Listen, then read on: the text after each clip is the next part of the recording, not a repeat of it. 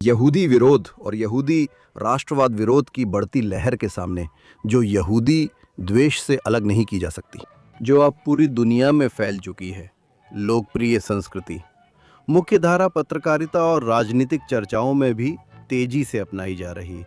यहूदी क्या कर सकते हैं? अत्यधिक मुश्किलों के सामने हार मानने के बजाय इसका जवाब है कि हम सोवियत यहूदियों के समर्थन में अमेरिकी यहूदी सक्रियता के गौरवशाली दिनों की भावना को अपनाकर मुकाबला करें। दूसरे शब्दों में कहें तो अब समय आ गया है कि अमेरिकी यहूदी रिफ्यूजनिक की तरह व्यवहार करना शुरू करें। आज थिंक ट्वाइस पर हम एक नई किताब के लेखक के साथ चर्चा करेंगे कि रिफ्यूजनिक मानसिकता को कैसे फिर से अपनाया जाए, जो हमें बताती है कि इसे कैसे किया जाए।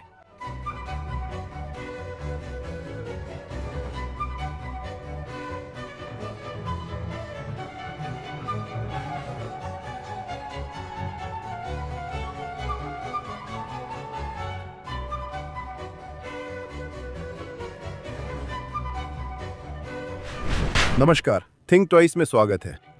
40 साल पहले अमेरिकी यहूदी एक ऐसे सक्रियतावादी आंदोलन के पीछे एकजुट थे जो ऐतिहासिक जीत के कगार पर था। सोवियत यहूदियों की आज़ादी के लिए शुरू हुआ आंदोलन छोटा था, लेकिन 1980 के दशक के अंत तक इसने रिफ्यूजनिकों को व्यापक समर्थन दिला दिया था। मॉस्को के दुष्ट साम्राज्य में फंसे ये आंदोलन 1987 में वॉशिंगटन के विशाल मार्च के साथ चरम पर पहुंचा, जिससे बर्लिन की दीवार गिरने की शुरुआत हुई। करीब 20 लाख यहूदियों को इजराइल और अमेरिका में आज़ादी से प्रवास करने का मौका मिला। लेकिन अब हमें खुद से ये सवाल पूछना चाहिए, क्योंकि अब अमेरिकी यहूदी अभूतपूर्व स्तर की यहूदी विरोधी और सियोनवाद विरोधी लहर का सामना कर रहे हैं। ये शुद्ध यहूदी द्वेष है। तो यही समुदाय सोवियत यहूदी सक्रियता की भावना को अपनाकर खुद की रक्षा क्यों नहीं कर सकता? ये सवाल इसलिए भी अहम है क्योंकि जो लोग इजराइल पर नरसंहार या रंगभेद के झूठे आरोप लगाते हैं, वे वही बातें दोहराते हैं जो 1960-70 के दशक में सोवियत प्रचारकों ने अपने देश में यहूदी असहमति दबाने और विदेशों में अमेरिकी विरोधियों को कमज़ोर करने के लिए लिखी थीं। यही सोवियत थे जिन्होंने विद्वान इसाबेला तबरोस्की के शब्दों में षड्यंत्रकारी विरोधी ज़ायनिज़्म की अवधारणा गढ़ी थी। ये विचारधारा आज भी जिंदा है, जो इजराइल और यहूदियों पर अधिकतर झूठे आरोपों व रक्त निंदा का आधार है। इन्हीं जहरीले विचारों के जवाब में तबरोस्की ने एक किताब लिखी, जो युवा यहूदियों को अपने और अपने लोगों के खिलाफ उठी नफरत की सुनामी का जवाब कैसे दे, इसकी प्रेरणा और मार्गदर्शन देती है। और हमें खुशी है कि आज वो हमारे साथ हैं ताकि हम इस विषय पर चर्चा कर सकें। इसाबेला तबरोस्की सोवियत ज़ायनिज़्म विरोध और आधुनिक यहूदी विरोध पर शोध करती हैं। वो jetty institute for Jewish priorities में सीनियर फेलो हैं और विल्सन सेंटर सहित अन्य संस्थानों में विजिटिंग स्कॉलर रही हैं। सोवियत संघ में जन्मी इसाबेला किशोरावस्था में संयुक्त राज्य अमेरिका आ गई थी। उसके बाद उन्होंने हार्वर्ड विश्वविद्यालय में पढ़ाई की। वो टैबलेट मैगजीन की कंट्रीब्यूटिंग राइटर हैं, कई प्रकाशनों में लिखती हैं और व्याख्यान भी देती हैं। और वो बी ए रिफ्यूजनिक यहूदी छात्रों के लिए एक सर्वाइवल गाइड की लेखिका है। इसाबेला तबरोस्की, थिंक ट्वाइस में स्वागत है। मुझे यहाँ बुलाने के लिए बहुत बहुत धन्यवाद। आज हमारे साथ जुड़ने के लिए, समय निकालने के लिए आपका बहुत बहुत धन्यवाद। मैं जानना चाहता हूँ कि सोवियत यहूदियों के लिए चले आंदोलन का इतिहास आज की यहूदी चुनौतियों के लिए क्यों प्रासंगिक है? इसके कई कारण हैं जिससे यह प्रासंगिक है। ये प्रासंगिक है क्योंकि ये जिन लोगों के लिए लड़ा और अमेरिका में उसने जो किया उसकी वजह से भी। मुझे लगता है कि जिस मुद्दे को ये संबोधित करने की कोशिश कर रहा था, वह सोवियत संघ में यहूदी विरोधी भावना थी, जो उसी तरह से सामने आई थी जैसा हम आज देख रहे हैं। जो सोवियत यहूदियों ने अनुभव किया, वह वास्तव में ज़ायनवाद विरोध था। सोवियत संघ इतिहास में राज्य प्रायोजित यहूदी विरोधी भावना के लिए जाना जाता है। लेकिन वास्तव में यह कहना अधिक सही होगा कि वह एक ऐसा देश था जहां राज्य प्रायोजित यहूदी राष्ट्रवाद विरोध था। इसी कारण मैंने सालों पहले इस पर लिखना शुरू किया, क्योंकि मैंने देखा था कि यह अमेरिका में भी होगा। ये वही भाषा थी, वही विचार थे, वही वैचारिक दुनिया थी, वही व्याख्यात्मक तर्क था, और इसलिए मैंने इसके बारे में खोजबीन करना, शोध करना और लिखना शुरू किया। अमेरिकी पक्ष में सोवियत यहूदियों का आंदोलन अहम था, क्योंकि इसने अमेरिकी और ब्रिटिश यहूदियों को एकजुट किया। वैसे ऑस्ट्रेलियाई यहूदी और इजरायली भी अपने खुद के अधिकारों के लिए, अपनी पहचान के लिए सच में एक संघर्ष में। मुझे लगता है कि इसने अमेरिकी यहूदियों को यहूदी लोगों के लिए लड़ने का मौका दिया और यह इस समय में एक मजबूत उदाहरण है। थिंक ट्वाइस में शामिल होने के लिए धन्यवाद। अगर आप हमें किसी भी पॉडकास्ट प्लेटफॉर्म या Facebook, x, JNS YouTube channel पर देख रहे हैं तो कृपया जेएनएस को लाइक, सब्सक्राइब करें, बेल आइकन दबाएं और अच्छा रिव्यू दें। थिंक ट्वाइस के अलावा जॉनथन टोबिन डेली पॉडकास्ट भी है, जहां मैं आज के अहम मुद्दों पर खबरें व विश्लेषण साझा करता हूं। आप जॉनथन टोबिन डेली के तहत जेएनएस चैनल पर डेली शो पा सकते हैं, जहां भी आप अपने पॉडकास्ट सुनते हैं। और अब आज के कार्यक्रम पर वापस चलते हैं। हाँ, ये तो बहुत समय पहले की बात है, 40 साल हो गए। लेकिन सोवियत यहूदी आंदोलन की सफलता के बीच जो अंतर है, हालांकि ये अमेरिका में छोटे स्तर पर शुरू हुआ और धीरे धीरे पूरे समुदाय को शामिल करने वाला बड़ा आंदोलन बन गया। लेकिन सोवियत यहूदी आंदोलन की सफलता और इजराइल के बाहर यहूदियों की मौजूदा संकट पर असंगठित व अक्सर अपर्याप्त प्रतिक्रिया में अंतर साफ है। अपनी किताब में आप उस रिफ्यूजनिक मानसिकता के बारे में लिखते हैं, जैसा कि आप उसे कहते हैं। वो क्या है? इसे फिर अपनाने से यहूदियों को न केवल आज की चुनौतियों से उबरने में, बल्कि उन एंटी ज़ायनिस्टों को हराने में कैसे मदद मिल सकती है जो वास्तव में एंटी सेमाइट्स हैं। मुझे लगता है कि इस सवाल का जवाब देने से पहले हमें समझना होगा कि रिफ्यूजनिक क्या है और इसका असल मतलब क्या है। हाँ। तो मुझे लगता है कि इसे आम तौर पर इस तरह याद किया जाता है कि ये वे यहूदी थे जो सोवियत संघ से प्रवास नहीं कर सके। सोवियत संघ से प्रवास मना था, फिर भी 6 दिवसीय युद्ध के बाद यहूदियों ने प्रवास के लिए आवेदन किया। वे 6 दिवसीय युद्ध में इजराइल की जीत से प्रेरित हुए थे और इसलिए उन्होंने महसूस किया कि वे यहूदी राज्य का हिस्सा बनना चाहते हैं। आप जानते हैं, वे अब सोवियत कहानी का हिस्सा नहीं रहना चाहते, वे यहूदी कहानी का हिस्सा बनना चाहते हैं। उन्होंने प्रवास के लिए आवेदन किया, लेकिन उन्हें मना कर दिया गया और यहीं से उन्हें रिफ्यूजनिक कहा जाने लगा। उन्हें मना कर दिया गया था। लेकिन इसे देखने और सोचने का एक और तरीका या एक और शब्द भी था और वास्तव में आंदोलन के नेताओं, आंदोलन के कार्यकर्ताओं ने खुद को उसी नजरिए से देखा कि राज्य ने उन्हें मना करने से पहले उन्होंने राज्य को मना कर दिया था। और सबसे महत्वपूर्ण बात हमारे लिए आज यह है कि उन्होंने उस सौदे को ठुकरा दिया जो राज्य ने उन्हें पेश किया था। उन्होंने इस विचार को ठुकरा दिया कि उनसे ये उम्मीद की जाती है कि वे यहूदी के रूप में एक शत्रुतापूर्ण माहौल में रहें और इन सियोनवाद विरोधी विचारों को स्वीकार करें जो हर जगह फैल रहे थे। आप जानती हैं, सोवियत संघ ने 1967 से शुरू होकर एक बहुत बड़ी विरोधी ज़ायोनिस्ट अभियान चलाया था। ये हमेशा विरोधी ज़ायोनिस्ट था, लेकिन 67 में यह सच में एक केंद्रित तरीके से शुरू हुआ, देश के अंदर भी और विदेशों में भी। और इसलिए वे कह रहे हैं, हम इसे स्वीकार नहीं करते, हम इसके साथ नहीं जीना चाहते, हम यहूदी हैं। हम इस विचार को भी अस्वीकार करते हैं कि स्वीकार होने के लिए हमें अपनी यहूदी सोच और पहचान छोड़नी होगी। आप जानती हैं, वे इसे स्वीकार नहीं करेंगे। मुझे लगता है ये इस समय का बड़ा सबक है। जो यहूदी सोचते हैं कि उन्हें अपनी कुछ यहूदी मान्यताएं छोड़नी चाहिए, उन्हें सियोनवाद और इज़राइल से संबंध भी छोड़ने चाहिए। उन्हें लगता है कि प्रगतिशील जगहों पर प्यार और स्वीकार्यता मिलेगी, पर वे गलत हैं। इतिहास दिखाता है कि ऐसा नहीं होता। जितना आप छोड़ते हैं, उतना ही वे और छोड़ने की उम्मीद करते हैं। यह आज भी जारी है। हमने ये पीटर बेनार्ड जैसे प्रमुख यहूदी विरोधी सियोनवादियों के साथ होते देखा है। वे पहले से ही इसका सामना कर रहे हैं और इसलिए रिफ्यूजनिक मानसिकता सबसे पहले और सबसे महत्वपूर्ण, मुझे लगता है, ये विद्रोह है और आपके यहूदी पहचान को छोड़ने के बदले में जो टुकड़े आपको दिए जा रहे हैं, उन्हें स्वीकार करने से इनकार करना है। इसीलिए मैं किताब शुरू करती हूँ। मेरा पहला अध्याय है, अपने सियोनवाद को फिर अपनाओ। मेरी हर अध्याय मूल रूप से उस आंदोलन से मिलने वाला एक सबक है, लेकिन साथ ही आज के युवा यहूदी कार्यकर्ताओं के साथ मेरी बातचीत से भी। तो अपने सियोनवाद को फिर से अपनाओ, वही है जो उस समय रिफ्यूजनिक लोगों ने किया था। और आज कैंपसों पर जो युवा अमेरिकी यहूदी नेता बने हैं या बन रहे हैं, वे भी यही कर रहे हैं। वे जानते हैं कि आप सियोनवाद नहीं छोड़ सकते। वे कहते हैं छोड़ो, लेकिन फिर अपनाना ही होगा। एक और सबक है पीड़ित होने की भावना को नकारने का। रिफ्यूजनिक लोगों की एक दिलचस्प कहानी है।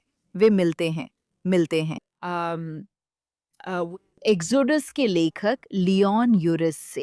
एक्सोडस एक बहुत ही लोकप्रिय उपन्यास था जिसने राज्य की स्थापना का वर्णन किया था। इसे एक प्रसिद्ध फिल्म में भी बदला गया था। और आप जानती हैं लियोन यूरिस 80 के दशक में सोवियत संघ आते हैं और वे रिफ्यूजनिक्स से मिलते हैं। और एक बात जो वे कहते हैं वो ये है कि आप जानती हैं, मुझे उम्मीद थी कि आप लोग पीड़ित होंगे, लेकिन आप लोग तो नहीं हैं। आप सताए गए हैं। आप जानती हैं, रिफ्यूजेनिक्स ने गुलाग में सालों सहा। हर कदम पर केजीबी ने उनका पीछा किया।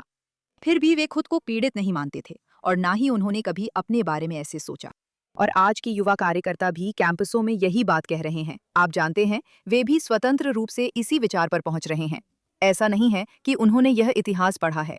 स्वतंत्र रूप से वे कह रहे हैं कि हम अपनी ही कहानी में पीड़ित नहीं बन सकते। हमें अपनी ही कहानी में नायक बनना होगा। और इसलिए मुझे लगता है कि इस समय का सामना करने के लिए सोच में बदलाव लाना बहुत बहुत जरूरी है। हाँ, मैं वहां हूं। आपकी बात पर मेरी दो मजबूत प्रतिक्रियाएं हैं। एक, जब आप नायक बनने और उसे वापस पाने की बात करते हैं। इनमें से कुछ सबसे बुरी आप जानते हैं, यहूदी और सियोनवाद विरोधी भीड़ के सामने। कॉलेज परिसरों में यहूदी नेताओं ने पहले यहूदियों से वही रहने और सुरक्षित रहने को कहा। घर जाओ, मत करो मत करो मत करो। न सिर्फ उनका विरोध मत करो, बल्कि कैंपस भी छोड़ दो। और ये तो सोवियत यहूदी आंदोलन की भावना के बिल्कुल विपरीत है उन लोगों के लिए जिन्हें वो दौर याद है। और मुझे आपकी किताब में वो किस्सा भी बहुत पसंद है जब आप बताते हैं कि जब एक रिफ्यूजनिक की मुलाकात लियोन यूरिस से हुई थी, जब वो सोवियत संघ आए थे और उन्होंने उन्हें बताया था कि कैसे, आप जानते हैं, उन सारांशों में जो उनका उपन्यास आप जानते हैं अनुवादित किया गया था और लोग उसे हाथों हाथ एक दूसरे को देते हुए पढ़ रहे थे, उसे बड़े चाव से पढ़ रहे थे। यूरिस की पहली प्रतिक्रिया थी, मेरे वकील को बुलाओ, वे मेरी किताब चुरा रहे हैं और मुझे रॉयल्टी नहीं मिल रही है। इससे पहले कि आप समझें कि वे क्या कर रहे हैं। बिल्कुल सही। उनकी किताब सोवियत यहूदियों के लिए, रिफ्यूजनिकों के लिए बेहद प्रेरणादायक थी। आप जानते हैं, शरांस्की के नाम से एक उद्धरण जुड़ा हुआ है। मैंने कभी पुष्टि नहीं की, लेकिन कहा गया था कि मुझे यूरिस के उपन्यास की 10,000 प्रतियां दें, तो मैं यूएसएसआर के सभी यहूदियों को ज़ायनिस्ट बना दूंगी। सच है या नहीं, नहीं पता, लेकिन ऐसा हुआ। जिसने वह किताब पढ़ी, वे बहुत गहराई से प्रभावित हुए। और ऐसे कई लोग हैं। बहुत सारी कहानियां हैं जहां रिफ्यूजनिक कहते हैं कि आप जानते हैं, उनके, यहाँ तक कि उनके दोस्त और रिश्तेदार जो कभी खास तौर पर ज़ायनिस्ट नहीं थे, उन्होंने भी वह किताब पढ़ी और उन्होंने अचानक उस जमीन, उस देश और देश की स्थापना की कहानी से इतनी गहरी जुड़ाव महसूस किया कि वो सचमुच उन्हें ज़ायनिस्ट बना दिया। हाँ, आप जानते हैं, ये यहूदी इतिहास, यहूदी साहित्यिक इतिहास का एक दिलचस्प अध्याय है। आप जानते हैं, लियोन यूरिस एक लोकप्रिय उपन्यासकार थे। उन्हें साहित्यिक और यहूदी साहित्यिक जगत में ज़्यादा सम्मानित नहीं माना जाता था, लेकिन फिर भी उनकी किताब का बहुत बड़ा प्रभाव पड़ा। आप जानते हैं, जितना किसी ने भी कल्पना नहीं की थी जब वो आई थी, सिर्फ इसलिए क्योंकि उसने यहूदी पहचान को फिर से हासिल करने की आवश्यकता को पूरा किया। अब मैं उन 6 रणनीतियों पर बात करना चाहता हूं जो आप किताब में लिखते हैं। और इसमें, जैसा कि आप कहते हैं, आप सोवियत यहूदी आंदोलन की कहानियों को वर्तमान सफलताओं की कहानियों के साथ मिलाते हैं। इनमें से पहली थी, अपने सियोनिज्म को फिर से अपनाएं। ये एक दिलचस्प बात है। मैंने खुद यहूदी छात्रों से बात की है और कभी कभी ऐसी बातें सुनने को मिलती हैं। मुझे एक युवा छात्र याद है जो कैंपस में एक तरह का यहूदी नेता था और वो उस स्कूल में सोशल मीडिया पे लिटिल मिस सियोनिस्ट के नाम से मशहूर थी और उसने वास्तव में इसे अपनाया। उसने कहा, हाँ, ये मैं ही हूं। लेकिन सच तो ये है कि ज़्यादातर, आप जानते हैं, ज़्यादातर युवा यहूदी जिन्होंने अमेरिकी शिक्षा के इस तरह के वोक माहौल में डूबे रहे, जहां क्रिटिकल रेस थ्योरी, इंटरसेक्शनैलिटी और सेटलर कॉलोनियलिज्म के उभार के कारण सियोनिज्म, यहूदियों और इजराइल को उन्हें सभी को श्वेत उत्पीड़क के रूप में पहचाना जाता है, जो एक बहुत बड़ा झूठ है। लोगों के लिए अपने सियोनिज्म को फिर से अपनाना वाकई मुश्किल है। मुझे लगता है कि कुछ मायनों में अब पहले से कहीं ज्यादा मुश्किल है। ठीक है, मुझे लगता है आप शायद सही हैं। ये बहुत कठिन समय है। किताब में जो बात मैंने कही है, वो मुझे बहुत महत्वपूर्ण लगती है। ये बात मैंने कार्यकर्ता अडेला कोहाब से सीखी, जिनका मैंने इंटरव्यू लिया था। वो कहती हैं, आप जानते हैं, हर कोई कार्यकर्ता नहीं बन सकता और हर किसी को कार्यकर्ता बनना भी नहीं चाहिए। आप जानती हैं, शायद आप कार्यकर्ता की बजाय एक समर्थक बनना चाहें। वो खुद को समर्थक मानती हैं और किताब में फर्क बताती हैं। लेकिन मैं इससे भी आगे जाऊंगी। अगर आप सोवियत यहूदी आंदोलन को देखें, रिफ्यूजनिकों के आंदोलन को देखें, तो रिफ्यूजनिक खुद सोवियत संघ के केंद्र में थे, जो पूरी तरह से शक्तिशाली था, है ना? उनके पास बिल्कुल ताकत नहीं थी। लेकिन जैसे उन्होंने आंदोलन संगठित किया, आप जानती हैं, हर कोई नथान शरांस्की नहीं होता। हर कोई हर कदम पर सच में सिस्टम को चुनौती नहीं देता। जैसे उन्होंने सहा, वैसे सहने को हर कोई तैयार नहीं होता। बिल्कुल, 9 साल गुलाग में, सबसे कठोर जेलों में। और आप जानते हैं, इस दृढ़ विश्वास या संकल्प के साथ कि वह केजीबी के दिए किसी भी आदेश का पालन नहीं करेगा। यह आखिरी तक चलता है। आप जानते हैं, वह इस पर कायम रहता है। हर कोई ऐसा नहीं हो सकता और सबको ऐसा होना जरूरी भी नहीं। मैं इसे संकेंद्रित वृत्तों की तरह देखती हूँ। तो आपके पास शरांस्की जैसे लोग हैं और शायद कुछ दर्जन और लोग होंगे जो प्रसिद्ध रिफ्यूजनिक बन गए। वे ही थे जिनके इर्द गिर्द अमेरिकी यहूदी एकजुट हुए और वे आंदोलन के प्रतीक बन गए। और फिर उनके चारों ओर कार्यकर्ताओं का एक और घेरा था। शायद मान लीजिए कि यह कुछ 100 लोग थे। शायद कुछ 100 लोग थे जिन्होंने उनका समर्थन किया। वो सच में कौन थे जिन्होंने स्वप्रकाशित साहित्य की छपाई में भाग लिया? कुछ ऐसे थे जिन्होंने लियोन यूरिस के उपन्यास की उन प्रतियों को देर रात टाइप किया था, है ना? उन्होंने, आप जानते हैं, गुलाग में कैदियों के साथ संवाद किया। तो ये भी कुछ 100 लोग थे। वे भी खतरे में थे। शायद वे उन लोगों की तुलना में कम खतरे में हों जो बीच में हैं। उनके चारों ओर एक और बड़ा घेरा था, लेकिन हमें नहीं पता कितने लोगों को बाहर जाने की अनुमति नहीं दी गई थी। शायद वे दसियों हजार या उससे ज्यादा थे। आप जानती हैं, उनमें से कुछ लोग आंदोलन में बहुत छोटे पैमाने पर और चुपचाप भाग ले रहे हैं। और उस दूसरे घेरे में हिब्रू शिक्षक भी हैं, जिन्हें केजीबी ने खास तौर पर निशाना बनाया था। फिर उस बाहरी घेरे में ऐसे लोग हैं जो हिब्रू कक्षाओं में आते हैं। वे ऐसे लोग हैं जो शायद उन चीज़ों को बहुत चुपचाप अपने बैग में पॉइंट ए से पॉइंट बी तक ले जाते हैं और किसी को पता भी नहीं चलता। या शायद वे इस सेल्फ पब्लिशिंग प्रोजेक्ट के लिए कागज़ खरीदने जाते हैं, आप जानती हैं।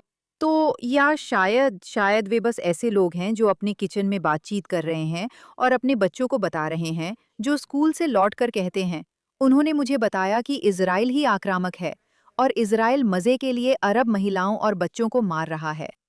आप अपने बच्चों को बता देती हैं कि ये झूठ है। मुझे लगता है हम वही हैं।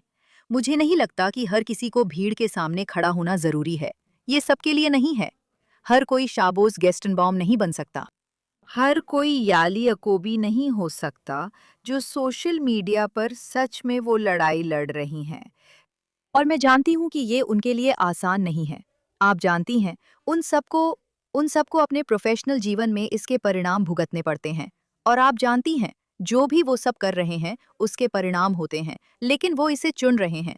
लेकिन हर किसी को ऐसा करने की ज़रूरत नहीं है। मुझे लगता है कि जो सबसे ज़्यादा ज़रूरी है, वो ये है कि अगर आप बस इस किताब को पढ़ें और इन सबकों को अपने अंदर एक तरह के ब्लूप्रिंट की तरह अपना लें, तो मुझे लगता है कि वो अपने आप में ही बहुत महत्वपूर्ण है। और ये बात कहते हुए, आप जानती हैं, मुझे सच में दुख होता है, क्योंकि हम ये बात संयुक्त राज्य अमेरिका में कह रहे हैं, है ना? संयुक्त राज्य अमेरिका में, जहां मैं 30 साल पहले आई थी और सोचा था कि ये एक ऐसा देश है जहां आप आज़ाद रह सकते हैं और जो आप मानती हैं वो कह सकती हैं, और निश्चित रूप से एक यहूदी के रूप में भी आज़ाद और खुले रह सकते हैं। मुझे बहुत अच्छे से याद है कि जब मैंने पहली बार अपने यहूदी धर्म की ओर रास्ता ढूंढा था, तब मुझे ये अनुभव हुआ था और हम किसी के घर में शब्बात के दिन बैठे थे, गाने गा रहे थे और खिड़कियां खुली हुई थीं। मैंने सोचा कितना अच्छा है कि एक यहूदी होकर भी खुलकर सड़क पर गा सकते हैं, छुपना नहीं पड़ता।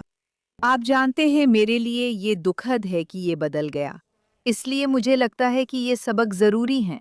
अभी सबसे ज़रूरी बात मैं यही कहूँगी कि कॉलेजों में जो युवा हैं, वे प्रोपेगेंडा को खुद पर हावी न होने दें, खासकर युवा यहूदियों के लिए, क्योंकि बहुत सारा प्रोपेगेंडा उन्हें हमारी परंपराओं से और यहूदी होने के नाते जो कुछ भी वे हैं, उससे अलग करने के लिए बनाया गया है। और क्या हम आप जानती हैं क्या ये प्रभाव, क्या हम ये किताब, आप जानती हैं क्या ये सबको बचा सकती है? शायद नहीं, लेकिन उम्मीद है कि यह कुछ लोगों की मदद करे। अब आपकी रणनीति का दूसरा हिस्सा, जिसे आप खुद को शिक्षित करना कहते हैं। आप पूर्व सोवियत संघ में यहूदियों में यहूदी साक्षरता बढ़ाने के प्रयास का उल्लेख करते हैं, जहां दशकों तक यहूदी शिक्षा, धर्म, जायोनिज्म और हिब्रू भाषा प्रतिबंधित थी। अब परिस्थितियां अलग हैं, लेकिन इससे मुझे लगता है कि कई अमेरिकी यहूदी भी अपने तरीके से उतने ही यहूदी ज्ञान के मामले में अनभिज्ञ हैं जैसे सोवियत यहूदी, जो यहूदी दुनिया से कटे थे। हाँ, सही कहा आपने। इसे समझने में मुझे थोड़ा समय लगा। मुझे याद है कि अमेरिका में जन्मे अमेरिकी यहूदी मुझसे कहते थे कि आप जानती हैं, साक्षरता के मामले में यह ज्यादा अलग नहीं है। मुझे उस समय इस पर यकीन नहीं हुआ था। और अब मुझे लगता है कि यह बिल्कुल सच है। और देखिए, मुझे लगता है कि हम में से बहुत से लोग यहूदी समुदाय में अब इस बारे में बात कर रहे हैं कि यहूदी शिक्षा में बदलाव की ज़रूरत है। क्योंकि ये सिर्फ यहूदी शिक्षा बढ़ाने की बात नहीं है, क्योंकि हम जानते हैं कि बहुत सारे एंटी ज़ायोनिस्ट यहूदी जो हर चीज़ के खिलाफ जाते हैं, यहूदी लोगों की सामूहिक पहचान के खिलाफ, हमारे इज़राइल से संबंध के खिलाफ, आप जानती हैं, उन्हें भी यहूदी शिक्षा मिली थी। तो सवाल ये है कि किस तरह की यहूदी शिक्षा? मुझे लगता है कि हिब्रू भाषा अमेरिकी यहूदियों के लिए भी उतनी प्रासंगिक है जितनी सोवियत यहूदियों के लिए थी, क्योंकि आप सच में नहीं कर सकते। हिब्रू और यहूदी संस्कृति इतनी अधिक है जो हिब्रू में बनी है, जिससे आप ठीक से जुड़ नहीं सकते। मुझे लगता है आप जानते हैं अपने लोगों से पूरी तरह से। अगर आपके पास कम से कम कुछ बुनियादी कौशल नहीं है, कुछ बुनियादी कौशल समझने के लिए, पढ़ने के लिए, सुनने के लिए। आप जानती हैं मैं अक्सर इज़राइली संगीत के बारे में बात करती हूँ कि जब मैंने हिब्रू सीखना शुरू किया था तो मैंने सेक्युलर इज़राइली संगीत में भी लिटर्जी की पंक्तियां पहचानना शुरू किया। मुझे याद है वो मेरे लिए कितना अद्भुत था। मैंने सोचा था कि ये गैर धार्मिक कलाकार हैं, पर हिब्रू प्रार्थना और तोराह की पंक्तियां इज़राइली चेतना में इतनी गहरी हैं कि ये इन्हें अपने गानों में लाते हैं। मुझे ये बहुत अद्भुत लगा। और इसलिए अगर आप हिब्रू नहीं जानते तो आप ये सब मिस कर देते हैं। और निश्चित रूप से इज़राइल के बारे में बेहतर शिक्षा की ज़रूरत है। और जायनिस्ट। इसके बारे में आप जानते हैं, और नहीं किसी तरह के प्रचार के रूप में, बल्कि जैसे प्रचार को भूल जाइए। लोग बस कहानी नहीं जानते, आप जानती हैं, तो लोगों को वो कहानी जाननी चाहिए। और मैं ये भी जोड़ना चाहूंगी कि मुझे लगता है कि युवाओं को ये जानना चाहिए कि सोवियत यहूदियों के साथ क्या हुआ, एंटी ज़ायोनिज़्म की कहानी, ये कहाँ से आया और कैसे इसका इस्तेमाल यहूदियों को दशकों तक दबाने के लिए किया गया। ये बहुत अच्छी तरह से दर्ज है। मुझे लगता है ये बहुत ज़रूरी है। और इसके अलावा मुझे लगता है कि हमने अमेरिकी स्कूलों ने असल में एक बहुत बड़ी गलती की है कि उन्होंने कम्युनिज्म और सोवियत यूनियन के बारे में पढ़ाने में असफलता पाई है। कैसे आप जानते हैं, यह तथ्य कि लोग, खासकर यहूदी, मुझे लगता है, सिर्फ यही सोचते हैं कि यहूदी विरोधी भावना सिर्फ नाजी जर्मनी से आई है। यह एक बहुत बड़ी त्रासदी है। तो ये सब बदलना चाहिए, आप जानती हैं। लेकिन जब तक सिस्टम नहीं बदलता, मुझे लगता है कि युवा, मेरा मतलब है, मैं यहाँ यही कह रही हूँ कि युवाओं को खुद से यह ज्ञान हासिल करने की कोशिश करनी चाहिए। जैसे कि रिफ्यूजनिक लोग इज़राइल, ज़ायोनिज़्म और हिब्रू के बारे में जानकारी हासिल करने की कोशिश करते थे। हाँ, मुझे लगता है ये ठीक है। अब आपकी तीसरी रणनीति, अपने साथियों को खोजें। अब उत्तर अमेरिका में यहूदियों की मुख्य समस्या ये है कि 7 अक्टूबर के बाद पारंपरिक सहयोगियों ने उनका साथ छोड़ दिया है। तो सवाल ये है कि आज हमारे सहयोगी कौन होंगे? मुझे ये सवाल पसंद है क्योंकि जब भी मैं कुछ कहती हूँ, यह बार बार आता है। और मैं हमेशा कहती हूँ, हम असल में अकेले नहीं हैं। ऐसे लोग हैं जो हमारे साथ हैं और जो हमारे साथ होना चाहते हैं। समस्या ये है कि आपको वे लोग पसंद नहीं हैं। ये एक मानसिक बदलाव है जो ज़रूरी है, क्योंकि बहुत अच्छे लोग हैं जैसे ईसाई ज़ायनवादी कैलिफोर्निया में, आप जानती हैं, उन्होंने भारतीय समुदायों के साथ काम करके बहुत सफलता पाई है। आप जानती हैं, बहुत अच्छे लोग हैं जो आपके पक्ष में रहना चाहते हैं, जो आपका समर्थन करते हैं। बदलाव की ज़रूरत है। ये लगाव, ये सोच कि केवल वामपंथी ही एक योग्य सहयोगी हैं, ये जैसे बिल्कुल उल्टा है। ये हकीकत के खिलाफ है। आप जानती हैं, लोग बात करने लगते हैं कि 1920 के दशक में उनके अंकल इरव, मुझे नहीं पता, लोअर मैनहट्टन में थे। वे, जो भी हो, कि गारमेंट डिस्ट्रिक्ट ने, आप जानती हैं, प्रदर्शनों का नेतृत्व किया था। और अब वो सब खत्म हो चुका है। आप जानती हैं, वो सब चला गया है। आज के वामपंथ को देखिए। वामपंथ पूरी तरह से बदनाम हो चुका है। यह प्रतिगामी है। ये, आप जानती हैं, ये सब नैतिक उलटफेर के बारे में है। आप कैसे कह सकती हैं कि किसी तरह वामपंथी लोग आपके सामान्य सेंट्रिस्ट कंजर्वेटिव से बेहतर हैं? ये तो वो एक बदलाव है जो सच में होना चाहिए। हाँ, मुझे लगता है कि ये आप जानते हैं ये बेतुका है, लेकिन आप बिल्कुल सही हैं। कई यहूदी बस ये नहीं मानते कि अमेरिका में करोड़ों ईसाई हैं जो इज़राइल के प्रबल समर्थक हैं। लेकिन क्योंकि वे अन्य मुद्दों जैसे गर्भपात पर असहमत हैं, वे उन्हें अस्वीकार्य मानते हैं या कहते हैं कि कुछ लोग मानते हैं कि यीशु के लौटने पर यहूदी धर्म बदल जाएगा। और ये ऐसा है कि आप सोचते हैं कि यीशु वापस आ रहे हैं, तो फिर आप किस बात की चिंता कर रहे हैं? लेकिन ऐसा लगता नहीं है कि ये बात असर करती है, क्योंकि ये सांस्कृतिक है और क्योंकि आप जानते हैं ये राजनीति के बारे में है। और जैसा कि मैं अक्सर कहता हूँ, आज अमेरिका में और वास्तव में पश्चिमी दुनिया के अधिकांश हिस्सों में राजनीति वही भूमिका निभाती है जो पहले लोगों की जिंदगी में धर्म निभाता था।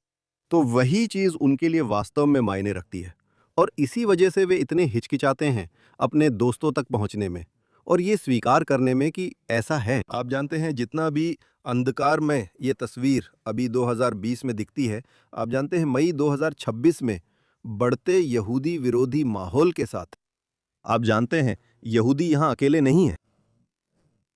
और आप जानते हैं सियोनिज्म के लिए समर्थन बहुत बड़ा है, अमेरिका की राजनीतिक सोच में गहराई तक बसा हुआ है। बस यही बात आपको सुनने को नहीं मिलती। बिल्कुल सही, बिल्कुल यही बात है। आप जानते हैं, मैं अक्सर इस बारे में बात करती हूँ, जैसे कि आप जानते हैं, कपल्स के रिश्ते के संदर्भ में। ये आप जानती हैं, ये ऐसा है कि वामपंथ को लेकर अमेरिका के यहूदी किसी तरह सोचते हैं कि किसी के साथ सहयोगी होने का मतलब है उनसे शादी करना, लेकिन ऐसा नहीं होता। आप जानती हैं, ये ठीक है कि आप किसी के साथ सिर्फ कुछ बातों पर सहमति के आधार पर भी साथ हो सकते हैं। और जैसा कि मैं अक्सर कहती हूँ, ये ऐसा है जैसे आपने सोचा था कि आप वामपंथ के साथ शादीशुदा हैं, लेकिन वामपंथ चला गया है और वामपंथ ने किसी और से शादी कर ली है और अब वो वापस नहीं आने वाला। तो आपको उस इंसान के लिए तरसना बंद करना चाहिए जो चला गया है, और उनकी तरफ देखना चाहिए जो हमारे साथ रहना चाहते हैं। हाँ, ये बहुत सही है। ये एक सटीक तुलना है। अब आपकी किताब में अगली रणनीति है जिसे आप कहते हैं जो अप्रत्याशित हो वो करे। सोवियत यहूदियों वाले उदाहरण में कुछ यहूदियों ने विमान हाईजैक करने का प्रयास किया था। आपका समकालीन उदाहरण है यहूदी द्वारा विश्वविद्यालय पर मुकदमा। इनमें दोनों में बड़ा फर्क है। और जितना हम ये नहीं चाहते कि यहूदी यहाँ एक ऐसे देश में जहाँ कानून का राज है, सोवियत संघ के विपरीत हाईजैकिंग या अपराध करें, उतना ही जरूरी है कि वे यहूदी विरोधियों के बनाए नियमों के अनुसार खेलना बंद करें। यही मुख्य बात है ना? हाँ, बिल्कुल सही। और मैं किताब में ये स्पष्टीकरण भी देती हूँ, ताकि ये साफ रहे कि मैं यहाँ किसी भी तरह से हवाई जहाज हाईजैक करने की वकालत नहीं कर रही हूँ। हाँ, और रचनात्मक ढंग से काम करने की बात है। आप जानती हैं, 7 अक्टूबर के बाद किसी विश्वविद्यालय ने यहूदियों के लिए रास्ता बंद कर दिया था। मुझे ठीक से याद नहीं कौन सा था, और फिर यहूदियों को जाना पड़ा और वे दूसरे प्रवेश द्वार से गए। मुझे विश्वास नहीं हुआ कि उन्होंने सच में ऐसा किया। आप जानती हैं, उन्होंने क्यों नहीं कहा कि हम यहाँ से क्यों नहीं जा सकते? जैसा मैंने किताब में भी बताया है, शाबोस केस्टनबाउम उसी वायरल वीडियो में ठीक यही करते हैं। और बहुत से लोगों ने शायद वो देखा होगा जहां वो एमआईटी के कैंप में पहुंचते हैं, और वैसे जैसा आपने बताया उन्हें वहां जाने की सलाह भी नहीं दी गई थी। आप जानती हैं, कुछ पारंपरिक यहूदी संस्थाओं के प्रतिनिधि कह रहे थे, वहां मत जाओ, चुनौती मत दो, सामना मत करो, हम प्रदर्शन होते ही निकल जाते हैं, तुम भी घर चले जाओ। लेकिन वो सीधे वहां जाता है और कहता है, आप जानती हैं, मैं बस इसमें प्रवेश करना चाहता हूँ। मैं एक अमेरिकी नागरिक हूँ और यह एक विश्वविद्यालय है। आप जानती हैं, यह सार्वजनिक स्थान है, मैं क्यों नहीं जा सकता? और वे उसे जाने नहीं दे रहे हैं। और आखिरकार वो अंदर चला जाता है। आप जानती हैं, तो बस ऐसे ही कार्य आप जानती हैं। सोवियत यहूदियों के आंदोलन में वे अपने विरोध प्रदर्शनों में बेहद रचनात्मक थे। मुझे लगता है कि यही वो चीज थी जिसने वास्तव में आंदोलन की ओर ध्यान आकर्षित किया। उन्होंने सचमुच बाइबल की पंक्तियों का इस्तेमाल किया। आप जानती हैं, मेरे लोगों को जाने दो, मैं अपने भाई का रखवाला हूँ। सच में बहुत रचनात्मक सड़क पर की गई कार्रवाई थी। मुझे लगता है कि हमें भी कुछ ऐसा ही सोचना शुरू करना चाहिए। और निष्पक्षता से कहूँ तो अब जमीनी स्तर पर भी कुछ आंदोलन शुरू हो रहे हैं। आप जानती हैं, जायोनिज्म विरोध के खिलाफ आंदोलन। मुझे लगता है इसे they have some creative slogans कहा जाता है, और यही हमें चाहिए। हमें और ज्यादा सड़क पर कार्रवाई चाहिए। हमें और ज्यादा सड़क पर विरोध प्रदर्शन चाहिए। लोग गुस्से में हैं, अपना गुस्सा खुलेआम दिखा रहे हैं। ये सिर्फ एक तरीका है, मैं नहीं कह रही कि सबको करना चाहिए, बस ये एक उदाहरण है। आप जानती हैं, हमेशा नियमों का पालन मत करें। कभी-कभी नियमों का पालन न करना भी ठीक है। हाँ, मुझे भी यही लगता है। यही था सोवियत जूरी आंदोलन का इतिहास। फिर से मुझे लगता है कि इसमें बहुत सारी पीछे मुड़ के की गई विश्लेषण था, जहां हर कोई सोचता था कि जैसे ये खत्म हुआ वैसे ही इसकी शुरुआत हुई थी। ये शुरू नहीं हुआ था, आप जानते हैं, जैसा कि यहूदी प्रतिष्ठान ने इसे अपनाया हो। ये शुरुआत में कोई जन आंदोलन नहीं था, ये केवल बुशिम असंतुष्ट यहूदी असंतुष्टों द्वारा ही अपनाया गया था। और आप जानते हैं, कुछ लोग अच्छे रास्ते पर गए, कुछ लोग बुरे रास्ते पर गए, लेकिन बात यह है कि वे नियमों के अनुसार नहीं चलते थे। यही टिके रहने का तरीका था, क्योंकि नियम मानने का मतलब था कि दूसरी तरफ जीत जाती, सारी ताकत उन्हीं के पास थी। ये ऐसी चीजें हैं जिसे आप स्वीकार नहीं कर सकते। बिल्कुल, लेकिन आप जानते हैं, मैं कहूंगी कि हम नियमों के अंदर भी हम सब कुछ नहीं कर रहे जो हम कर सकते थे। आप जानती हैं, फिर से अगर आप सिर्फ सड़कों पर विरोध देखें, तो बहुत कुछ है जो हम मौजूदा नियमों के अंदर कर सकते हैं। आप जानती हैं, इजरायली झंडों के साथ बाहर निकलना जरूरी है, लेकिन इससे आगे और भी रचनात्मक या दिलचस्प कदम उठाए जा सकते हैं। तो वहाँ बहुत जगह है, सुधार के लिए बहुत जगह है। आप अगली रणनीति में पीड़ित मानसिकता अस्वीकारने की सलाह देते हैं, और मुझे लगता है कि ये बहुत अच्छी सलाह है, लेकिन ये आज की समकालीन संस्कृति के तरीके के बिल्कुल विपरीत भी है। क्या आज हर कोई पीड़ित होना नहीं चाहता, जब हमारी संस्कृति पीड़ित मानसिकता को महिमा मंडित और सफलता से नफरत करती है? हाँ, बिल्कुल सही है। आप जानते हैं, दिलचस्प बात यह है कि किसी ने मुझसे एक बार कहा था कि उन्हें लगता है कि यह मेरी किताब का सबसे क्रांतिकारी अध्याय है, और मैंने तब तक इस बारे में ऐसे सोचा ही नहीं था। और अब भी, मेरा मतलब है, अब मैं बौद्धिक रूप से समझ सकती हूँ कि वे ऐसा क्यों कहेंगे। मुझे लगता है कि ये अध्याय पहले अध्याय से जुड़ता है, जिसमें कहा गया है कि सियोनवाद को फिर से अपनाएं, क्योंकि सियोनवादी कभी पीड़ित नहीं थे। सियोनवाद हमेशा इसी बारे में रहा है कि हम ये अपने दम पर कर सकते हैं। ये सब आत्मनिर्भरता के बारे में है, अपने लक्ष्यों को हासिल करने के बारे में है।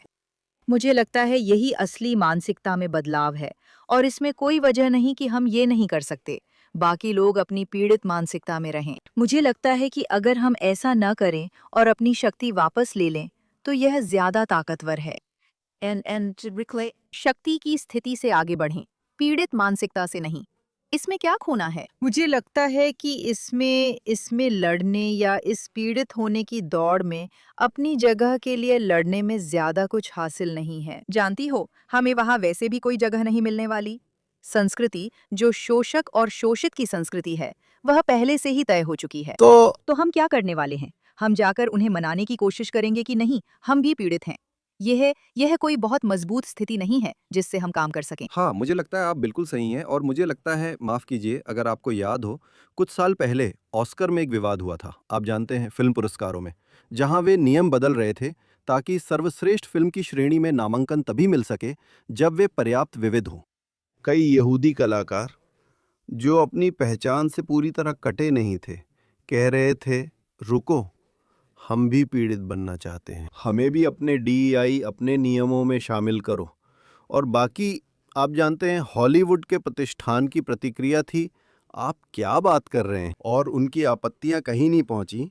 ये थोड़ा दयनीय था, लेकिन फिर भी आप जानते हैं, वे आप जानते हैं, ऐसा था कि रुको एक मिनट, हम भी शामिल होना चाहते हैं, और लेकिन ये महसूस नहीं कर पा रहे थे कि डीईआई में समावेशन की परिभाषा, जिसमें आई का मतलब समावेशन है, उसमें यहूदी बिल्कुल भी शामिल नहीं थे। बिल्कुल सही, बिल्कुल। आप जानती हैं, मुझे लगता है कि हम इस मुकाम पर हैं जहां इतनी संस्थागत सड़न सामने आ चुकी है कि इन संस्थाओं को प्रतिष्ठित मानना भी अब मुश्किल हो गया है। मेरा मतलब है, देखिए, पुलित्जर पुरस्कार कौन पाता है? देखिए, निकोलस क्रिस्टोफ 2 बार पुलित्जर विजेता क्या प्रकाशित कर रहे हैं। देखिए, न्यूयॉर्क टाइम्स क्या छाप रहा है। कौन इस प्रतिष्ठा का हिस्सा बनना चाहता है? मुझे लगता है कि अब हम उस जगह पर हैं जहां, आप जानते हैं, बैरी वाइस ने और कुछ लोगों के साथ मिलकर एक पूरी नई यूनिवर्सिटी शुरू की। मुझे लगता है कि हम उस स्थिति में हैं जहां हमें पूरे सिस्टम को नए सिरे से गढ़ना शुरू करना होगा।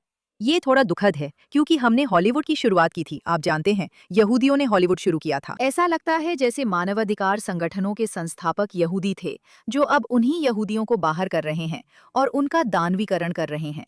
ठीक है, तो हम नए संस्थान शुरू करते हैं जो नियमों के मुताबिक चलते हैं और पीड़ित मानसिकता को अस्वीकार करते हैं। हाँ, मुझे लगता है कि ये बिल्कुल सही है। अब आपकी आखिरी रणनीति जिसे आपने सूचीबद्ध किया है, उसका नाम है लीड विद जूइश। इसका क्या मतलब है और ये कैसे काम करता है? देखिए, आप जानती हैं, मेरे नजरिए से मुझे लगता है कि ये असल में सबसे कठिन अध्याय है। अध्यायों में मुझे लगता है कि ये बहुत सारे अमेरिकी यहूदियों के लिए, जो खुद को वामपंथी मानते हैं, स्वीकार करना सबसे कठिन विचार है। क्योंकि जैसा आपने कहा, राजनीति सबसे ऊपर हो गई है। जैसे अब यही एक चीज है जिसकी लोगों को परवाह है। यही वो तरीका है जिससे वे हर चीज को मापते हैं, और उसमें उनकी स्थिति ही है जिससे वे अच्छा बुरा तय करते हैं, है ना? आपकी राजनीतिक स्थिति के आधार पर।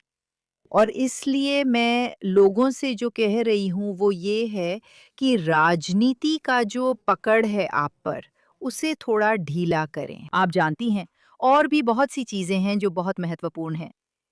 ये भी जुड़ा है कि हम इज़राइल को कैसे देखते हैं, क्योंकि इज़राइल पर अधिकतर चर्चा केवल राजनीति तक सीमित रहती है।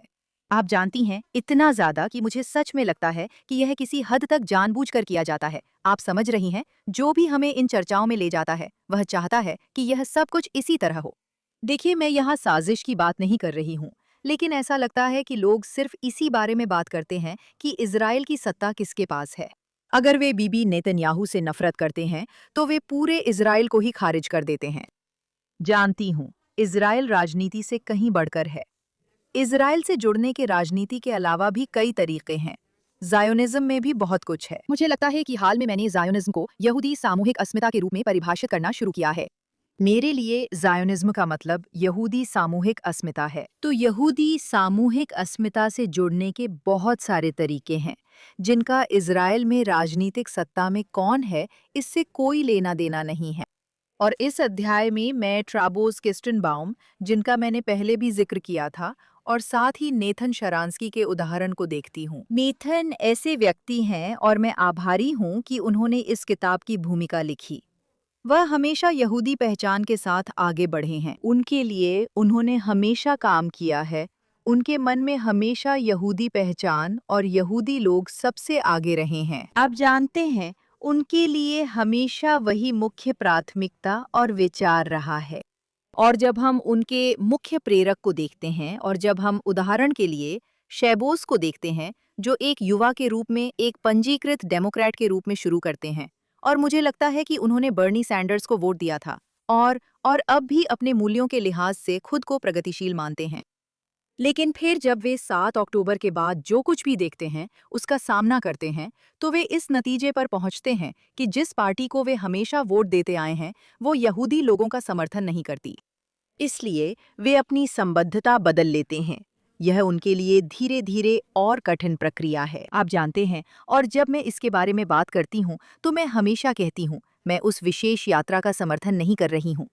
मैं यहाँ किसी पक्षपाती संदेश के साथ नहीं हूँ, बिल्कुल भी नहीं। मैं बस जो मैं कह रही हूँ वो ये है कि यहाँ एक युवा है जो एक यात्रा पर निकलता है, एक ईमानदार यात्रा, जिसमें वह जांचता है, आप जानते हैं, कि उसके लिए क्या अधिक महत्वपूर्ण है। और अंत में वो इस निष्कर्ष पर पहुंचता है कि उसकी यहूदी पहचान ही उसके लिए सबसे महत्वपूर्ण है। उसका इज़राइल और यहूदी लोगों से जुड़ाव ही उसके लिए सबसे अहम है। वो अपने राजनीतिक फैसले भी इसी आधार पर लेता है। और इसलिए मैं उसी तरह की एक ईमानदार और निष्पक्ष जांच की वकालत कर रही हूँ। आप जानती हैं, उस तरह की अमेरिकी पक्षपातपूर्ण या राजनीतिक सोच में इतना मत उलझिए कि आप उसके पीछे या उससे आगे कुछ और देख ही न सकें। हाँ, मुझे लगता है कि ये बहुत ज़रूरी है। मैं उसी बात पर लौटना चाहता हूँ जो आपने पहले कही थी, और वो समस्या ये है कि ज़्यादातर लोगों में, आप जानते हैं, बोलने और अलग दिखने का साहस नहीं होता। आप जानते हैं, ये बहुत मुश्किल है। और जो लोग निशाने पर नहीं आना चाहते, हीरो नहीं बनना चाहते और अलग दिखना नहीं चाहते, ज़्यादातर युवा भी ढलना नहीं चाहेंगे। वो आप जानते हैं, ज़्यादातर लोग ऐसे ही होते हैं, आप जानते हैं। बस कुछ ही अपवाद होते हैं जो तैयार होते हैं, आप जानते हैं, गोल छेद में चौकोर खूंटी बनने के लिए, या कहें कि अलग दिखने के लिए। फिर से कैसे कैसे आप जानते हैं, एक आम यहूदी छात्र या युवा, कैसे उन्होंने विरोध कैसे किया, वे अपने अपने तरीके से रिफ्यूजिनिक कैसे बने। देखिए, सबसे पहले मैं उन युवाओं में से एक अलीसा बर्नस्टीन, जिनसे मैंने इंटरव्यू लिया था, उनके शब्दों में कहूंगी, जो कहती हैं, देखो, कुछ छोटा करो। यहूदी पहचान से जुड़ा कोई छोटा सा काम करो। यहूदी पहचान से जुड़ा कुछ करो, चाहे वह बहुत छोटा ही क्यों ना हो, जो तुम्हें यहूदी धर्म से जोड़ता है, जो तुम्हें तुम्हारी यहूदी पहचान से जोड़ता है। शब्बात पर मोमबत्तियां जलाओ, किसी को देखने की जरूरत नहीं है। अपना डेविड का सितारा पहनो, तुम्हें उसे दिखाने की जरूरत नहीं है, तुम्हें उसे बाहर पहनने की जरूरत नहीं है। इसे पहन लो ताकि तुम्हें याद रहे कि वह वहां है। तुम जानती हो, इज़राइल जाओ, उन लोगों से जुड़ो जो तुम्हारी तरह सोचते हैं। अपने विचारों में अकेली मत रहो, अन्य यहूदियों से जुड़ो। तुम जानती हो, बहुत सारे यहूदी हैं जो खुद को 8 अक्टूबर के यहूदी मानते हैं, जिन्होंने असल में, खासकर युवा लोगों ने, ये जाना कि उनकी यहूदी पहचान से उनका जुड़ाव उनके लिए बहुत महत्वपूर्ण है, और इसलिए वे सच में जाकर इसे और गहरा करती हैं। ये आंशिक रूप से, तुम जानती हो, मेरे चैप्टर का मकसद भी है कि अपने साथियों को ढूंढो, दूसरों के साथ लड़ो, अकेली मत रहो। बस अपना खुद का छोटा सा समूह बना लो। तुम्हें पूरी दुनिया के सामने आने की जरूरत नहीं है, लेकिन अपने अंदर उस रोशनी को जलाए रखो। हाँ, अपनी किताब में तुमने एक ऐतिहासिक अध्याय का जिक्र किया है जो मुझे आज के समय के लिए बहुत प्रासंगिक लगता है। और जैसा तुम जानती हो, कुछ यहूदियों को हमेशा एंटी ज़ायनिस्टों और यहूदी विरोधियों का गंदा काम करने के लिए भर्ती किया जा सकता है। आज भी ये सच है। तुम अपनी किताब में बताती हो कि सोवियत संघ और कम्युनिज्म के इतिहास में इजराइल विरोधी यहूदियों की अहम मिसाल रही है।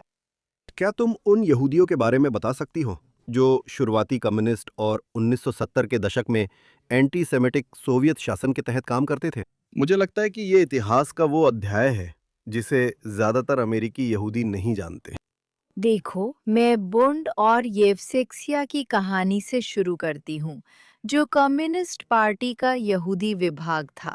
ये कहानी आज के समय में भी बहुत प्रासंगिक है, क्योंकि हम इस अजीब बुंड नॉस्टैल्जिया के दौर से गुजर रहे हैं।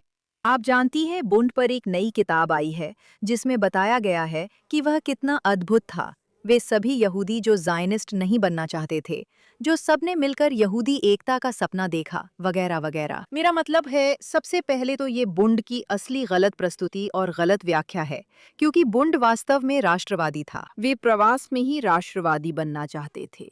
आज के समाजवादी, खासकर यहूदी समाजवादी, बुंड के लिए तरसते हैं और राष्ट्रवाद का विरोध करते हुए बुंडिस्ट बनना चाहते हैं। खैर, आप जानती हैं, अगर वे सच में जान लें कि बुंडिस्ट असल में क्या थे तो वे हैरान रह जाएंगे। कहानी बस इतनी ही है, बिना विस्तार में जाए। बुंड के सदस्यों को बोल्शेविकों द्वारा, लेनिन की पार्टी द्वारा इन यहूदी सेक्शनों में भर्ती किया जाता है, जिनका काम मूल रूप से रूसी यहूदियों को साथ लाना होता है। ये सोवियत सरकार है। यहूदी सेक्शन, जो कि आप जानते हैं कम्युनिस्ट पार्टी का एक तरह का हिस्सा है, जो पहले से ही सोवियत संघ पर शासन कर रही है। सही है, ये 1917 की क्रांति के बाद शुरुआती 1920 के दशक की बात है। और ये यहूदी सेक्शन, जिन्हें उनके रूसी नाम येवसेक्सिया के नाम से जाना जाता है, जिसे बोलना थोड़ा मुश्किल है, लेकिन मैं चाहती हूँ कि इसका जिक्र जरूर हो। आप जानते हैं, इन्होंने वाकई बहुत बुरी चीजें की थीं। आप जानती हैं, वे अत्याचार करते हैं। वे खास तौर पर 3 चीजों के पीछे पड़ते हैं। वे हिब्रू भाषा के खिलाफ जाते हैं, वे जायोनिज्म के खिलाफ जाते हैं, और वे यहूदी धर्म के खिलाफ जाते हैं। वे इन्हें पूरी तरह खत्म करना चाहते हैं। आप जानती हैं, ये उनके लिए अपने पुराने दुश्मन जायोनिस्टों को नीचा दिखाने का भी मौका है, क्योंकि क्रांति से पहले वे प्रतिद्वंदी थे। और इसलिए वे दोनों का उत्पीड़न करते हैं। वे हिब्रू भाषा को खत्म करते हैं और धर्म को भी जड़ से उखाड़ फेंकते हैं। और इसका बहुत सा हिस्सा, आप जानती हैं, ये आंशिक रूप से सामान्य कम्युनिस्ट मंच और लक्ष्यों द्वारा समर्थित है, और इसका कुछ हिस्सा तो बस उनका अपना उत्साह है। लेकिन होता ये है कि आखिर में, आप जानती हैं, वही बुंड के सदस्य, बुंड के लोग अंत में कम्युनिस्ट पार्टी में शामिल हो जाते हैं। वे कम्युनिस्टों के लिए, रूसी कम्युनिस्टों के लिए भी पर्याप्त रूप से अंतर्राष्ट्रीयवादी नहीं हैं, जो उन्हें बस ऐसे ही देखते हैं, जैसे कि ठीक है, ये अब भी यहूदी हैं, ये अब भी यहूदी राष्ट्रवादी हैं। आखिरकार वे उन्हीं कैंपों में पहुंचते हैं, जहां वे उन्हीं ज़ायनिस्ट साथियों के साथ होते हैं, जिन्हें उन्होंने पहले उन्हीं कैंपों में भेजा था। तो आप जानते हैं, यह एक बहुत ही मार्मिक उदाहरण है कि जब यहूदी इन सार्वभौमिक अंतर्राष्ट्रीय आंदोलनों में शामिल होते हैं तो क्या होता है, क्योंकि आखिरकार उनकी यहूदी पहचान बिल्कुल भी बर्दाश्त नहीं की जाती। और बाद में जो होता है वो ये है कि, जैसा कि आप जानते हैं, फिर हॉलोकॉस्ट होता है, जो उन सभी को नष्ट कर देता है। मूल रूप से प्रवासी यहूदी जो कब्जे वाले, नाजी कब्जे वाले क्षेत्रों में पोलैंड और यूक्रेन में थे, वही वे क्षेत्र थे जहां बंड ने सोचा था कि यहूदी प्रवास में रहेंगे, और अंत में जायोनिस्ट ही हैं जिन्होंने सब कुछ संभाला। आप जानती हैं, वही जायोनिस्ट हैं जो 20वीं सदी की शुरुआत में शुरू हुई भयानक संघर्ष में जीतते हैं, और वही लोग हैं जो लाते हैं, स्थापित करते हैं, अपने राजनीतिक कार्यक्रम को पूरा करते हैं। वे राज्य की स्थापना करते हैं। वे यूरोपीय यहूदियों के बचे हुए लोगों को राज्य में लाते हैं। वे आगे चलकर मध्य पूर्व के यहूदियों को बचाते हैं। आप जानती हैं, उत्तरी अफ्रीकी यहूदियों को भी। वास्तव में, और फिर अंततः वे सोवियत यहूदियों को भी बचाते हैं, है ना? जब सोवियत संघ टूट गया था, और यहाँ तक कि 70 के दशक में भी, यहूदी कहाँ गए? वे इजराइल गए, कुछ अमेरिका गए, लेकिन अंत में अधिकांश लोग इजराइल में ही बस गए। तो आप जानती हैं, बुंड के लिए जो नॉस्टैल्जिया है, वो लगभग उदासीन सा है। आप समझ रही हैं, क्योंकि ये बस एक कहानी है। बुंड की कहानी सामूहिक विनाश और यहूदियों के नरसंहार पर खत्म होती है, जबकि ज़ायोनिस्ट ने एक जीवंत संस्कृति बनाई जो लगातार चलती रही, और आज जो अद्भुत संस्कृति हमारे पास इजराइल में है, उसे पैदा किया। बाद में मैं जल्दी से कहूंगी, आप जानते हैं, सोवियत शासन ने सच में ऐसा किया। यहूदी पहचान से कैसे खेलना है जान लिया था। और जब 67 के युद्ध के बाद, 6 दिन के युद्ध के बाद, ये विरोधी ज़ायोनिस्ट प्रचार शुरू होता है, तो वे यहूदियों को भी ज़ायोनिज्म के खिलाफ बोलने के लिए भर्ती करते हैं। और उन यहूदियों को, जाहिर है, आप जानते हैं उन्हें क्या कहना है, ये बताया जाता है, उन्हें राज्य द्वारा चुना जाता है। कुछ मायनों में आप कह सकते हैं कि उनके पास कोई विकल्प नहीं है, लेकिन असल में उनके पास विकल्प होता है। बस अगर वे मना करते तो उन्हें अपने करियर की कुर्बानी देनी पड़ती, लेकिन वे मना कर सकते थे। लेकिन वे ऐसा नहीं करते, वे राज्य के साथ ही चलते हैं। तो आप जानते हैं, साफ कहूं तो सोवियत संस्कृति में भी बहुत से लोगों ने ऐसा ही किया था, आप जानते हैं। मेरा मतलब है, यही बात है, वे सभी एक तरह से पीड़ित थे, लेकिन वे निश्चित रूप से नायक नहीं थे। हाँ सही है, हाँ ये समझ में आता है और समझाया जा सकता है, लेकिन निराशाजनक भी है। मुझे पता है कि रिफ्यूजनिक्स उन्हें किस नज़र से देखते थे। उन्होंने उनका सम्मान नहीं किया। सही है। 80 के दशक में सोवियत जनता की एंटी जायनिस्ट कमेटी बनाई गई, जो पूरी तरह केजीबी द्वारा स्थापित थी। वे वैश्विक यहूदी समुदाय और वामपंथ से संवाद करते थे। दिलचस्प ये है कि वैश्विक वामपंथ उनकी बातों को सच मानता है। वैश्विक वामपंथ, जिसमें वामपंथी यहूदी भी हैं, कहते हैं कि सोवियत संघ में एंटी जायनिस्ट यहूदी मानते हैं कि यूएसएसआर में यहूदी विरोधी भावना नहीं है। वे कहते हैं सोवियत यहूदी जायनिस्ट या इजराइल नहीं चाहते, प्रवास में रुचि नहीं है और उनकी बातों को सच मानते हैं। आप जानती हैं, ये सब केजीबी के झूठ थे। ये कमेटी भी केजीबी का मुखौटा थी। ऐसा इतिहास में हमेशा होता आया है। इसका लंबा इतिहास है, आप जानती हैं, और आज भी आप देखती हैं कि यहूदियों का इस्तेमाल और शोषण उसी तरह से किया जा रहा है। तरह तरह के यहूदी विरोधी लोग ऐसे ग्रुप बनाते हैं, जैसे ज्यूज फॉर, आप कोई भी नाम ले सकती हैं। बिल्कुल, अब ये अलग है क्योंकि अमेरिका में यहूदी खुद अपनी मर्जी से ऐसा कर रहे हैं। आप जानती हैं, कोई उन्हें ऐसा करने के लिए मजबूर नहीं करता, तो ये एक अलग कहानी है। लेकिन मुझे ये भी लगता है कि कई बार ये यहूदी जरूरी नहीं कि अच्छी तरह से जानकारी रखते हों, खासकर युवा लोग। तो ये एक जटिल तस्वीर है। हाँ, ये एक त्रासदी है। और जैसा कि आपने अभी कहा, आप जानते हैं यहूदी समाजवादी बंड के इतिहास को ज़ायनिस्ट यहूदियों के खिलाफ एक हथियार के रूप में इस्तेमाल करने की रणनीति आप जानते हैं यहूदियों के खिलाफ नरसंहार की साजिश रचने वालों के पक्ष में नहीं था। मेरा मतलब है वे उन लोगों के शिकार थे जो यहूदियों का नरसंहार करना चाहते थे। आज के एंटी ज़ायनिस्ट यहूदियों के विपरीत, जो असल में आप जानते हैं हमास, ईरान और उनके सहयोगियों का गंदा काम कर रहे हैं। और मुझे लगता है कि ये विचार कि वे, जैसा कि आपने कहा, जैसा कि आपने अभी कहा कि ज़ायनिज़्म का कोई विकल्प है, ये बहुत ही भटका हुआ सोच है। आप जानते हैं उन सभी राजनीतिक प्रतिद्वंदियों का दृष्टिकोण काफ़ी अलग था। लेकिन ये विचार कि आप जानते हैं एंटी ज़ायनिस्ट, आप जानते हैं कि बंड जो आप जानते हैं होलोकॉस्ट की राख और गुलाग में ख़त्म हो गया, वो किसी तरह से विकल्प है।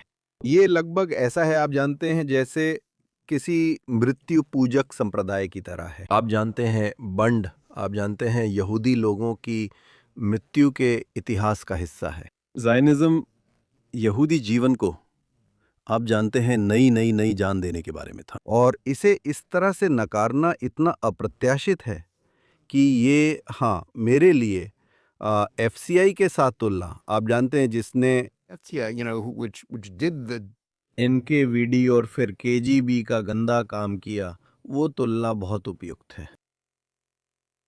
बिल्कुल, हाँ, ये बहुत अच्छा बिंदु है कि हाँ, ये बहुत महत्वपूर्ण है कि निश्चित रूप से बुंड उन लोगों के पक्ष में नहीं था जो थे।